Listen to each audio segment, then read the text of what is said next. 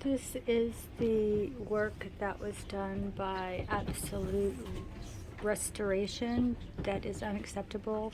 I am not letting my credit card pay them because of how it is. Well, first of all, it was unfinished. He never came back and put the rest of the wood back up or finished the painting.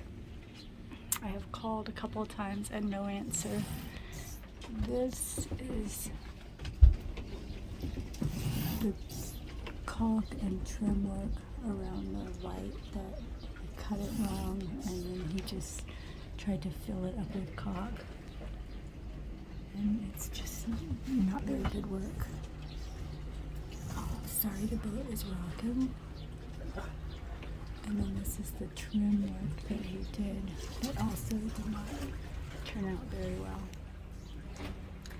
Plus he used a different trim than the trim that came with the boat. And I mean, you can see here that it just is not very good. And the leak right here that was supposed to